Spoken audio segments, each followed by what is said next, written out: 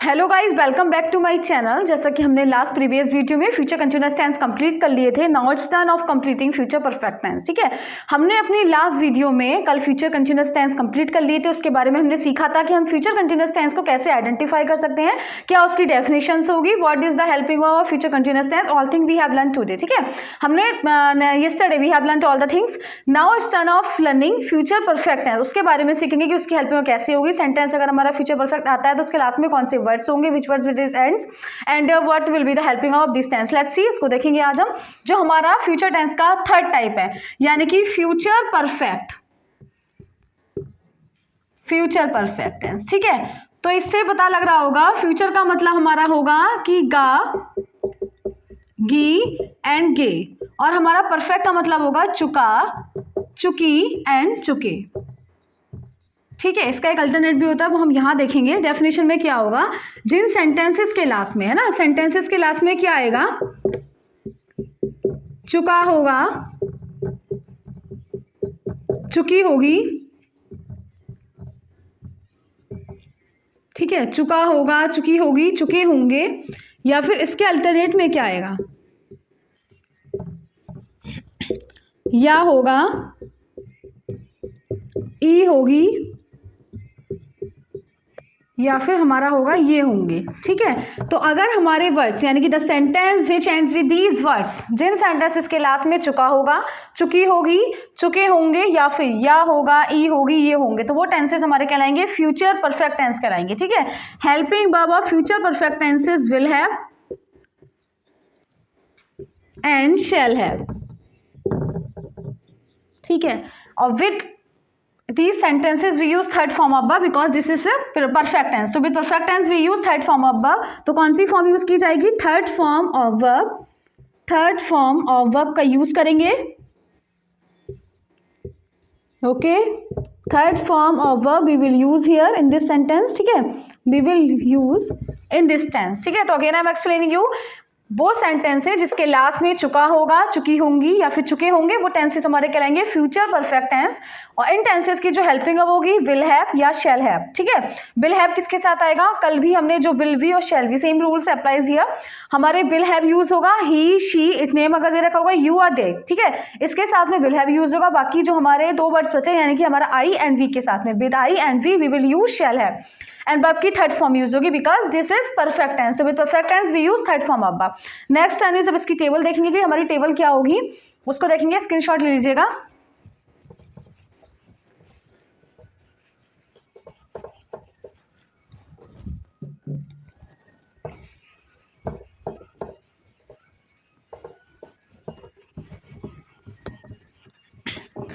हर tenses की table is very important. ठीक है, टेबल याद करना बहुत जरूरी है। If you learn the table easily you can make sentence. So it is very important to learn all the table which I am writing, which I written also. ठीक है, जो भी मैं लिख चुकी हूँ और जो मैं लिख रही हूँ, जो रह गई है, which are remained and which has been completed, that table you have to learn each and every tables, है ना, of each every kind of sentence. देखिए टेबल क्या होगी, सबसे पहले क्या होगा, सब्जेक्ट। अगर हमारा क्या अफर्मेटिव होगा तो सब्जेक्ट, देन विल हैव या शैल हैव। ठीक है, then third form of verb, then object। ठीक है, तो इस तरीके से ये हमारी टेबल होगी। Now it's I am taking example. Example क्या होगा इसका, राम खाना खा चुका होगा, राम खाना खा चुका होगा। तो लास्ट में क्या आया, चुका होगा, या फिर ये अल्टरनेट इसका क्या होगा, राम ने खाना खा लिया होगा, राम ने खाना खा लिया होगा। तो in this case what we will use and what we will do, ये देखते हैं। सबसे पहले सब्जेक्ट यानी कि राम हो जाएगा, देन राम के साथ will have, then third form of verb eaten, and then object the food। तो like this with the help of this table we can form the sentence, we can make the sentence easy। ठीक है, if you are unable to understand just ask me, any problem is there then ask me, again I'm explaining you। सबसे पहले first of all we will use subject, then will have या shall have। will have and shall have depends on the words which I have written and which I have told you earlier। ठीक है, then third form of verb, then object। Sentence is given, Ram खाना खा चुका होगा with Ram, यानी कि with name we will use will have. Then सबसे पहले first of all we will use subject, then Ram, with Ram we will use will have, then third form above, then object. Like this with the help of this table we make the sentence. Okay, if any doubt is there just ask to me and take short out of this table. ठीक है, screenshot ले लीजिएगा इसका, और अगर कोई problem है तो पूछ लीजिएगा। अब हमारा जो नेक्स्ट टर्न है वो है हमारा नेगेटिव सीखने का। तो देखिए नेगेटिव में क्या होगा, नेगेटिव तो पता ही होगा क्या होगा, जहाँ पे क्या आ जाता है नहीं आएगा। ठीक है, तो दैट्स कॉल्ड नेगेटिव। अब नेगेटिव में क्या होगा ये देखेंगे हम।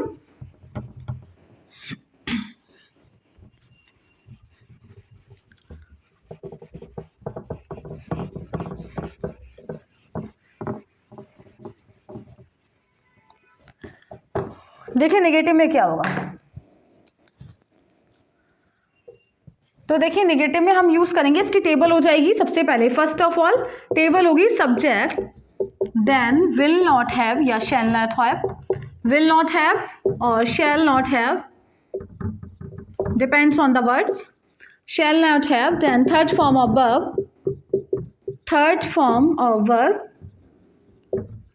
Then object. अब देखिए इसका कैसे होगा, example, it's example is Ram ने खाना नहीं खाया होगा, राम ने खाना नहीं खाया होगा, लास्ट में क्या आया या होगा। ठीक है, और इस तरीके से भी आ सकता है, इसका अल्टरनेट क्या होगा, इट्स अल्टरनेट इज राम खाना नहीं खा चुका होगा, राम खाना नहीं खा चुका होगा। तो देखिए सबसे पहले क्या हो जाएगा, first of all we will use here subject, सबसे पहले सब्जेक्ट यूज करेंगे और subject is Ram, then Ram, उसके बाद नहीं खा चुका होगा तो विल नॉट हैव,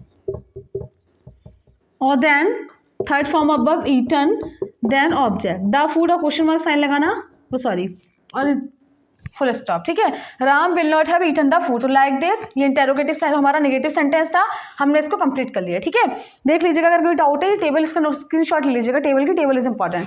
ठीक है, नेक्स्ट टर्न आएगा हमारा इंटेरोगेटिव सीखने का। तो इंटेरोगेटिव देखेंगे क्या होगा। आई होप कि आप लोगों ने प्रॉपर नोट्स बनाए होंगे जो लिख रखे हैं मैंने। अब देखिए नेक्स्ट क्या होगा हमारा इंटेरोगेटिव। इंटेरोगेटिव में पहले भी हमने डिस्कस किया हुआ है कि इंटेरोगेटिव में two cases arise. How many cases arise in interrogative sentence, interrogative sentences two cases arise. First of all if क्या is starting in the sentence, and second is if question words are given in the middle of the sentence, then in both the cases conditions will be different. देखिए अगर हमारे sentence interrogative है तो interrogative में again हम explain क्योंकि to cases arise करते हैं इंटेरोगेटिव में। एक हमारा जब सेंटेंस के स्टार्टिंग में क्या दे रखा होगा वो, और सेकंड क्या होगा जब हमारे क्वेश्चन वर्ड सेंटेंस के मिड में दे रखे होंगे। तो दोनों ही केसेस डिफरेंट है, दोनों ही केसेस में डिफरेंट कंडीशंस एप्लीकेबल होंगी। ठीक है, तो लेट्स सी फर्स्ट हमारा केस क्या होगा जब क्या शुरू में होगा।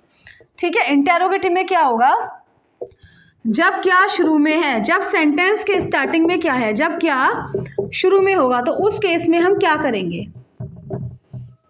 देखिए तो उसकी टेबल क्या हो जाएगी, सबसे पहले विल या shall, then subject, then verb, then third form मतलब सब्जेक्ट, सबसे पहले विल या shall, then subject, then have आएगा, नॉट वर्ब सॉरी, हैव आएगा, then third form of verb, third form of verb, then object, then interrogative sign. अब देखिए कैसे, अगर क्या शुरू में है तो देखिए एग्जाम्पल इसका क्या हो जाएगा, क्या राम खाना खा चुका होगा, क्या राम खाना खा चुका होगा। तो देखिए क्या स्टार्टिंग में है तो हमने क्या बताया, सबसे पहले क्या यूज कर देंगे विल या शैल, और with Ram we will use will, then Ram, उसके बाद after then have, then third form of eaten the food. ठीक है, तो इस तरीके से अगर हमारा इंटेरोगेटिव दे रखा है तो इस तरीके से हम यूज कर सकते हैं। इसकी टेबल नोट कर लीजिएगा, इसकी शॉर्ट ले लीजिएगा इसका, और after then we will see कि if question word is given in the mid of sentence, अगर क्वेश्चन वर्ड हमारे सेंटेंस के मिड में दे रखे होंगे तो in this condition what we will use and what we will do, how it will be made. ठीक है, इसको देखेंगे।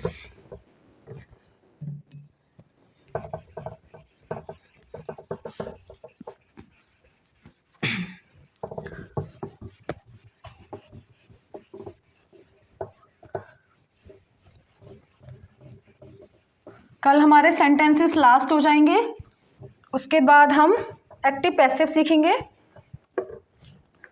ठीक है, अब देखिए सेकंड कंडीशन क्या होगी, अगर क्वेश्चन वर्ड सेंटेंस के मिड में दे रखा है, if question word is in mid, अगर हमारा क्वेश्चन वर्ड सेंटेंस के मिड में दे रखा है तो in that condition, condition will be applicable different, ठीक है। तो इस कंडीशन में हमारी जो टेबल होगी वो क्या होगी, इंग्लिश ऑफ क्वेश्चन वर्ड्स,